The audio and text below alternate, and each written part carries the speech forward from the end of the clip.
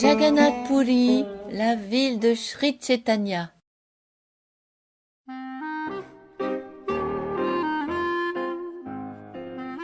Jérusalem, la célèbre ville sainte de l'époque biblique, est l'endroit où Jésus-Christ vécut ses derniers jours sur terre.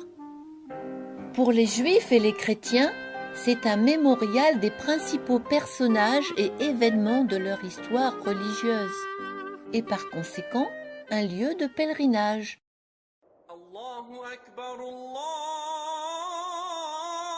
Pour les musulmans, il y a la Mecque, célèbre centre religieux depuis les jours de l'Ancien Testament et aussi par la naissance du prophète Mahomet au 7e siècle après Jésus-Christ. Cette ville sainte, la plus sacrée pour les musulmans, rassemble des millions de pèlerins chaque année. Tout comme on entend parler de Jérusalem et de la Mecque, peu d'Occidentaux connaissent cette ville sainte, située sur les rives de la baie du Bengale en Inde.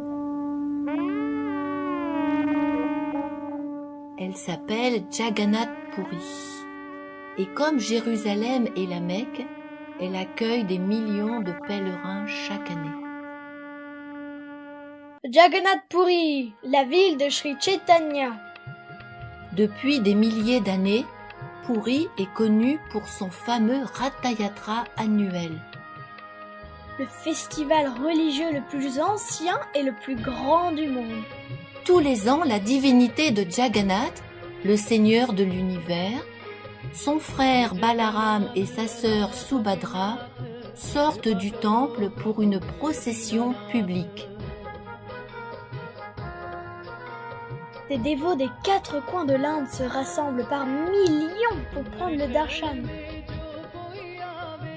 Pour 700 millions d'hindous, l'ancienne ville de Puri représente la vie spirituelle. Pas seulement en raison de son festival ou de sa beauté, non plus en raison de son temple historique, mais en raison d'un grand saint qui résida ici.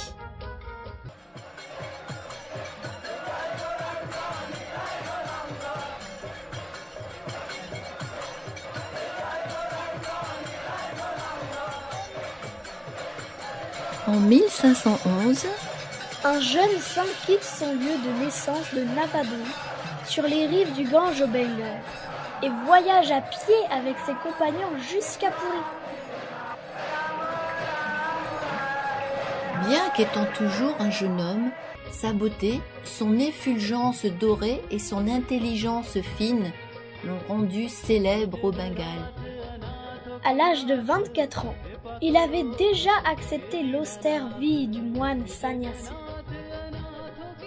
Sa mission est de répandre l'amour de Dieu à travers le monde, par le chant et la glorification des saints noms de Dieu, tels que recommandés dans les écritures védiques éternelles. Il deviendra l'un des précepteurs spirituels renoncés et leaders dans la révolution sociale et religieuse. Son nom est Sri Chaitanya Mahaprabhu. Il laissa une trace importante dans l'histoire de Puri. De là, Sri Chaitanya vit tout d'abord le chakra, le disque de Vishnu, au sommet du temple de Jagannath à Puri, situé à 9 km. Ici se tient un mémorial avec les empreintes des pieds de Sri Chaitanya. Sri Chaitanya se rendit immédiatement au célèbre et très ancien temple où réside la divinité sacrée du Seigneur Jagannath qui accorde des bénédictions spéciales à ses adorateurs. En voyant les divinités, Sri Chaitanya est si submergé en raison de l'extase spirituelle qu'il en perd sa conscience externe et s'évanouit. Il est transporté dans cette maison de proximité, la maison de Sarvabhauma Bhattacharya, le premier philosophe et conseiller spirituel du roi d'Orissa, le roi Prataparudra. Sarvabhauma est le Mayavadi le plus célèbre d'Inde, ou impersonnaliste, qui enseigna que Dieu est énergie, sans personnalité ni forme. Le lendemain matin, sur ce siège, le fier Sarvabhauma exposa son interprétation impersonnelle de la philosophie du Vedanta en ayant pour but de convaincre le jeune sannyasi. Son discours dura 7 jours sans interruption. Au 8e jour, Sri Chaitanya répondit: Je ne peux comprendre le sens de chaque verset précisément, mais tes explications dissimulent le sens véritable. Sarvabhauma expliqua ensuite que les écritures sacrées du Vedanta détaillent clairement la forme personnelle de la vérité absolue comme suprême, et que Dieu est une personne aux formes spirituelles illimitées. Sri Chaitanya démonta tous les arguments de Sarvabhauma et finalement révéla sa vraie nature à l'érudit égaré. Il se transforma lui-même et apparut ainsi dans sa forme originelle de Shri Krishna. Sarvabhauma devint submergé de cette révélation et s'abandonna immédiatement à Sri Chaitanya, qu'il reconnut en tant que l'incarnation de la personne suprême. Cette forme à 6 bras de Sri Chaitanya est appelée Sri Sadbhuja. Les 2 mains du haut tiennent l'arc et les flèches du seigneur Ramachandra. Celles du milieu tiennent la flûte de Krishna. Et celles du bas tiennent le danda, le bâton, et le pot-à-eau de Chaitanya lui-même. Les pèlerins viennent visiter la maison du célèbre Sarvabhauma et se remémorent les divertissements de Sri Chaitanya, étant donné que les divinités de Radha et Krishna sont adorées ici. Suite à la conversion de Sarvabhauma, une renaissance culturelle, sociale et religieuse sans précédent s'installa dans l'état d'Orissa. La prophétie de Sri Chaitanya est que le chant du Sanu se répande mondialement et qu'il quitte Puri pour étendre sa renommée. Il visita tous les lieux principaux de pèlerinage de l'Inde du Sud, le temple de Ranganath, celui de Meenakshi Devi et Rameshwaram et d'autres encore. Il a même conduit les animaux sauvages de la jungle à cesser leur animosité afin de danser ensemble. Finalement, au cours de l'année 1530, Sri Chaitanya retourna à Puri pour le festival du Ratha-yatra. Le roi Prataparudra commença à balayer le chemin devant les divinités et à tirer le char, une tradition suivie encore aujourd'hui par ses descendants. La procession du Ratha-yatra se termine au temple de Gundicha, entouré de lacs et de jardins. Et pour Sri Chaitanya, ce lieu ressemblait à Vrindavan, la terre spirituelle de Sri Krishna. Accompagné de ses dévots,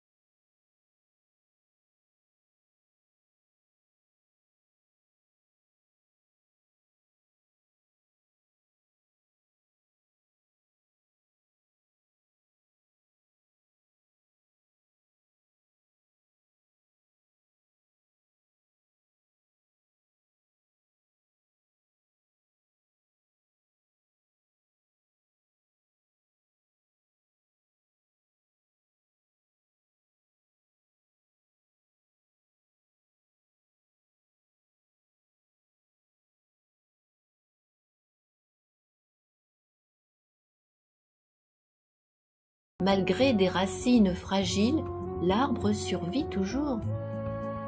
De nos jours, les dévots de Chaitanya chantent ici en hommage à Haridas. Ce mémorial rend honneur à l'Acharya, le maître spirituel du chant des saints noms de Krishna. À ses pieds, on peut y voir le mantra Hare Krishna, écrit en bengali. Ici réside le samadhi de Haridas Thakur, l'un des lieux principaux pour les pèlerins à Puri. À l'intérieur est exposé un japa ayant appartenu à cet homme très humble. Un groupe comme celui-là vient chanter le Mahamantra Hare Krishna en l'honneur de Haridas.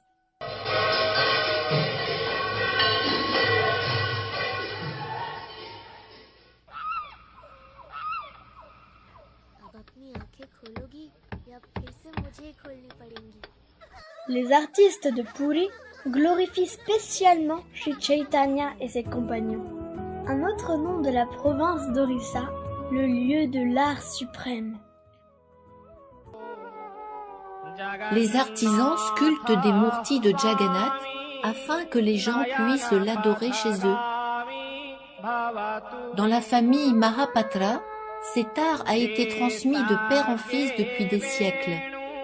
Un exemple concret de l'art dévotionnel d'Orissa est ce temple au relief très coloré et sublime. Sri Jagannath tient une flûte dans sa main gauche, une plume de paon orne sa tête et une étoffe de soie jaune entoure ses hanches. Du coin des yeux, il jette un regard empli d'affection sur ses compagnons et il est bien connu pour ses merveilleux divertissements à Vrindavan. Sri Jagannath Ashtakam, deuxième verset, chanté par Sri Chaitanya Mahaprabhu.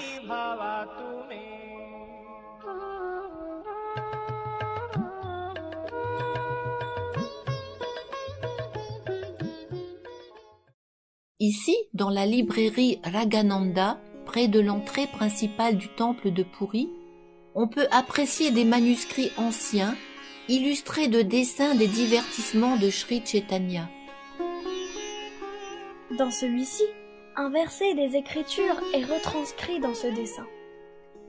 Les artistes locaux ont développé un art raffiné qui devint fameux chez les étudiants en art oriental, avec une grande demande au sein des collectionneurs occidentaux.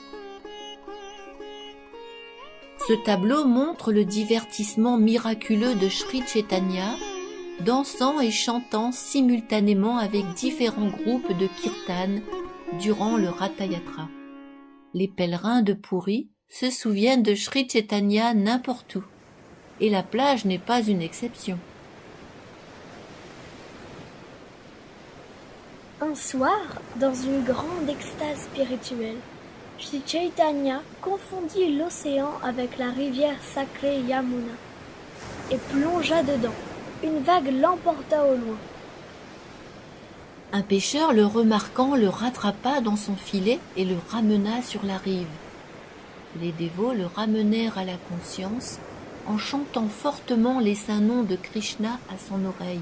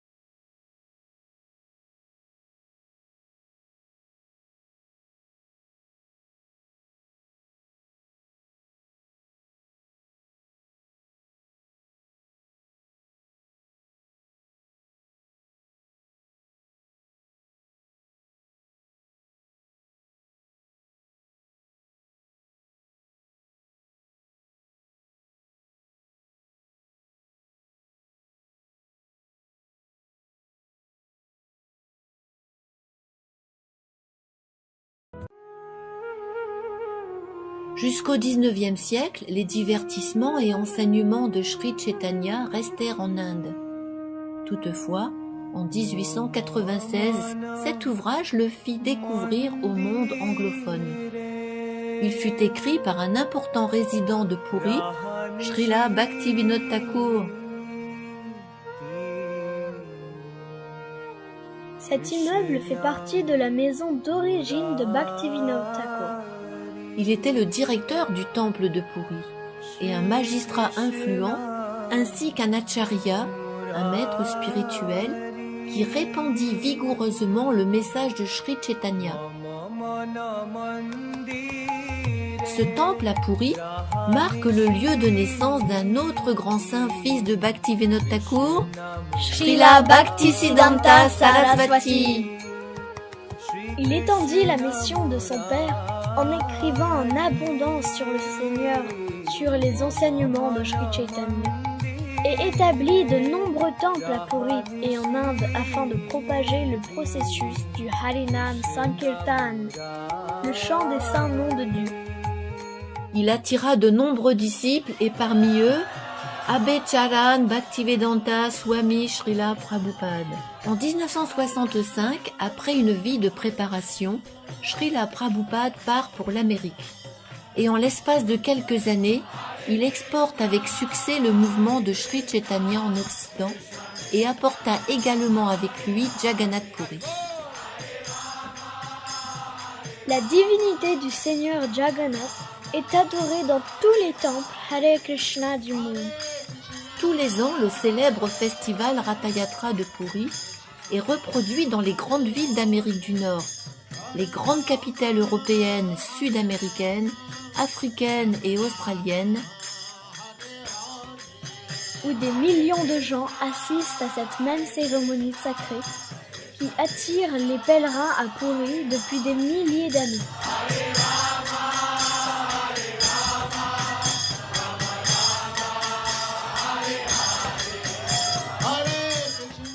Les lieux saints comme Jérusalem ou la Mecque et Jagannath Puri ont rendu une immense contribution au monde. Ils perpétuent les plus grands enseignements de la voie spirituelle. Et pour cette raison, ils sont sacrés. À ce jour, l'esprit de Sri Chaitanya demeure à Puri. Et pour les dévots de Sri Chaitanya, Puri est à jamais dans leur cœur. Jai Jai Jagannath, Jai Jai Jagannath, Haribo. Haribo. Merci Kamala Manchari. Merci Jivadasi Mataji. Hare Krishna. Haribo. Et à chaque pas, n'oubliez pas de bien chanter Hare Krishna. Haribo. Hare Krishna, Hare Rama. Hare Rama, Hare Rama, Rama Rama.